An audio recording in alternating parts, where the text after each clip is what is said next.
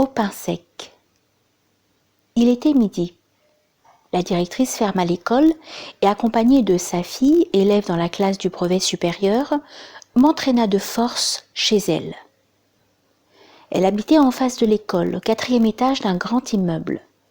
J'essayais à plusieurs reprises de m'arracher à son étreinte, mais Madame Muret m'incrustait ses ongles dans le poignet si profondément qu'ils y laissèrent des traces sanglantes. J'avais beau ruer comme une cavale en furie, tous mes efforts furent vains.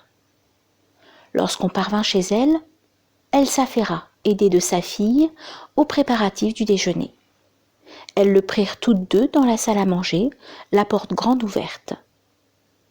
Madame Muret me laissa debout dans le couloir, de façon à pouvoir me surveiller et surtout à m'infliger le supplice d'assister à leur repas en me laissant l'estomac vide.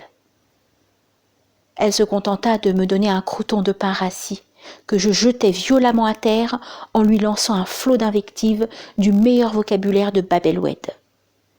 Ce qui me soulagea et me vengea, car je la vis pâlir et trembler d'indignation. Elle s'approcha de moi, leva une main menaçante, mais parvint à se maîtriser à temps. Elle grommela quelque chose entre ses lèvres, puis regagna sa place à table et poursuivit son repas.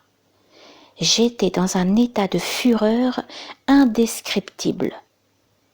Cette femme m'infligeait un traitement que je jugeais offensant pour ma dignité d'artiste.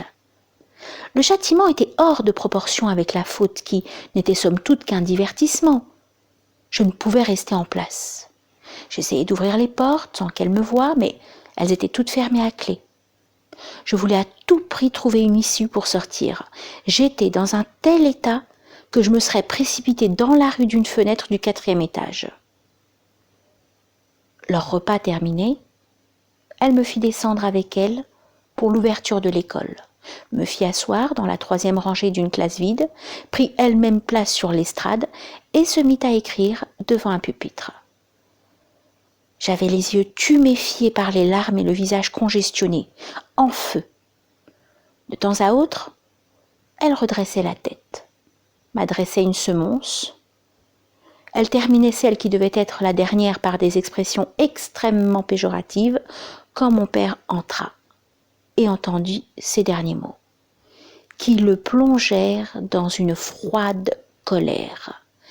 Il s'avança vers moi pour me prendre la main et me faire sortir de l'école. Il aperçut alors mon poignet ensanglanté et mon visage tuméfié, méconnaissable. Indigné, il se tourna alors vers la directrice et lui déclara : « Je vais aussitôt porter plainte contre vous et soyez certaine que votre institution religieuse sera fermée. » Et il m'entraîna dehors, en marchant si vite que je dus presque courir pour le suivre.